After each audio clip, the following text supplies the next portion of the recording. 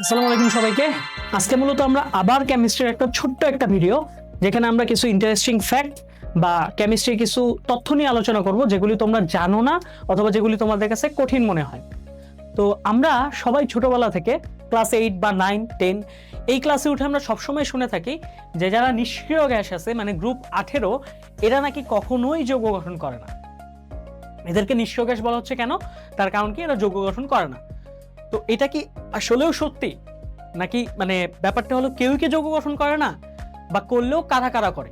মূলত আজকে আমরা নিষ্ক্রিয় গ্যাস দ্বারা গঠিত একটি যৌগ, যেটাকে বলা হয় অবরুদ্ধ যৌগ অথবা ক্ল্যাথ্রেট কম্পাউন্ড, এটার গঠনটা দেখব। তো আসো আমরা শুরু করি।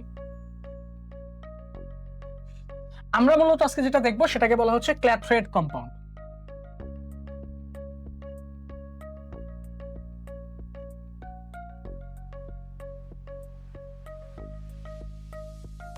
এটাকে আরেকটা নামে ডাকা হয়, এটাকে মাঝে মাঝে কেচ কম্পাউন্ডও বলা হয়। কেন বলা হয়, কি জন্য বলা হচ্ছে, সব বুঝতে পারবা। এবার ক্ল্যাথ্রেট কম্পাউন্ড কারা গঠন করতেছে, এটার আগে জাস্ট আমি একটা ছোট্ট একটা কথা বলি।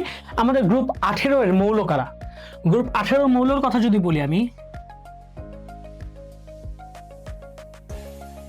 গ্রুপ 18 এ কে কে আছে? হিলিয়াম আছে, নিয়ন আছে, আর্গন আছে, ক্রিপ্টন আছে, জেনন এবং তার শেষে রেডন। এখন এদের মধ্যে কেউই যৌগ গঠন করে না, এটা একটা ভুল কথা। এরা নরমালি অন্যান্য যৌগ থেকে বা অন্যান্য মানে মৌলের থেকে কম যৌগ গঠন করে, তাই এদেরকে নিষ্ক্রিয় গ্যাস বলা যেতে পারে, বা এদেরকে মাঝে মাঝে ইনার্ট গ্যাসও বলা হয়। তাহলে এরা কারা? এরা মূলত, আমরা ইনার্ট গ্যাসের কথা বলতেছি, এরা মূলত আমাদের ইনার্ট গ্যাস। ওকে, এখন কথা হলো, আমরা এই যে ক্ল্যাথ্রেট কম্পাউন্ড কথা বলতেছি, এইটা মূলত কারা গঠন করে এবং কি করে? দেখো, এই যে তুমি আর্গন, ক্রিপ্টন আর জেনন দেখলা না, এই তিনজন মূলত কেজ কম্পাউন্ড বা ক্ল্যাথ্রেট কম্পাউন্ড গঠন করতেছে।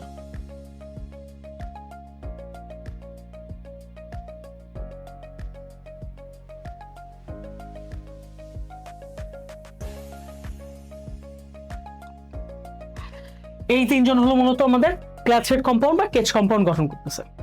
এখন কিভাবে, এটা আমাদের কোশ্চেন আসতে পারে। দেখো, এখানে কেজ বলতে কিন্তু একটা কথা আছে। কেজের নাম কি তোমরা আগে শুনছো? বা খাঁচা, যেটাকে বলা হয় খাঁচা, পাখির খাঁচা দেখছো না? তো এখানে জিনিসটা কিছুটা খাঁচার মতন। ধরো, কথার কথা, আমার কাছে এরকম 3টা কম্পাউন্ড আছে।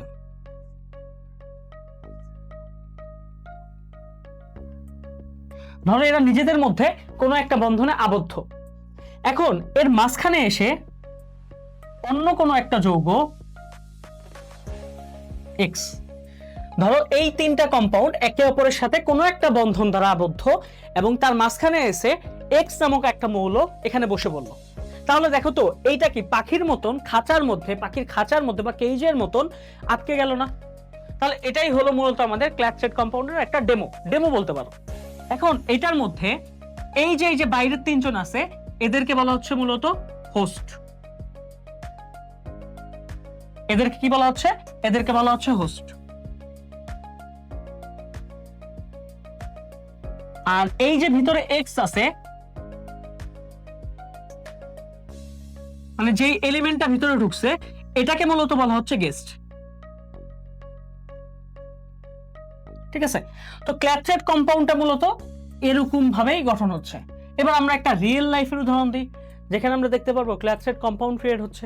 আচ্ছা, এবার রিয়েল লাইফের যদি উদাহরণ দিই, তাহলে মূলত আমরা বেনজিনের মতন একটা যৌগ নিয়ে আসা লাগবে। দেখো, এই 3টা কম্পাউন্ড কাছাকাছি আছে। এখন এখানে কি হয়েছিল, 3জন ছিল, এই 3জন কোনো একটা বন্ধন দ্বারা একে অপরের সাথে আবদ্ধ ছিল।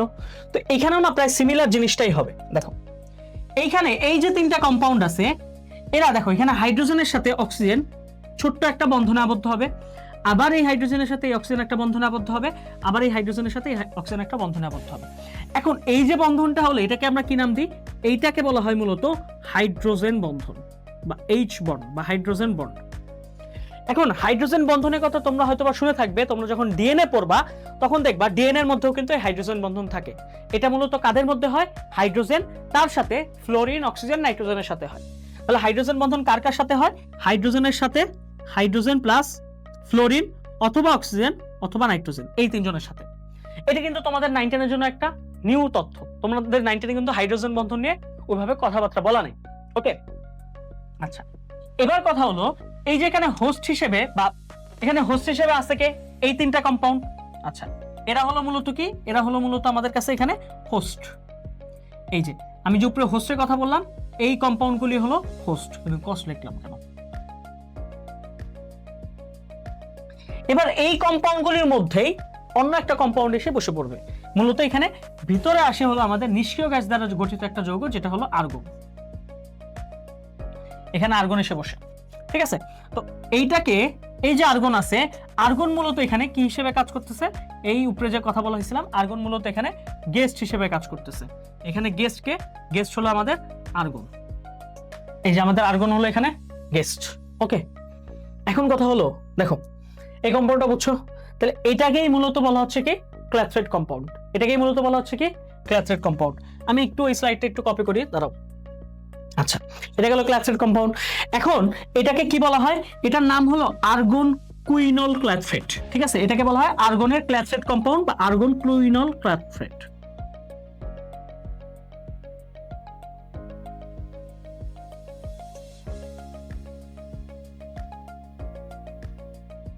ওকে, এবার এইখানে যে কম্পাউন্ডটা ইউজ করছে এটার নামটাও একটু বলে দিই, তোমাদের জানতে পারলে ভালো।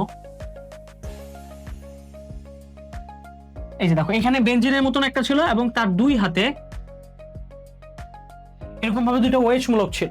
ঠিক আছে, যদি এই জিনিসটাই আমি একটু বলি, একটু কপি করি এটা।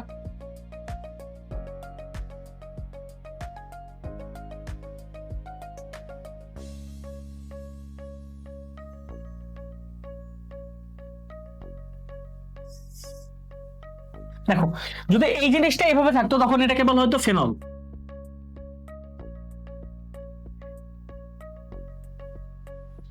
আচ্ছা, আর যখন এটা হয়েছে এটাকে বলা হয় ক্যাথেকল বা ক্যাথিকল।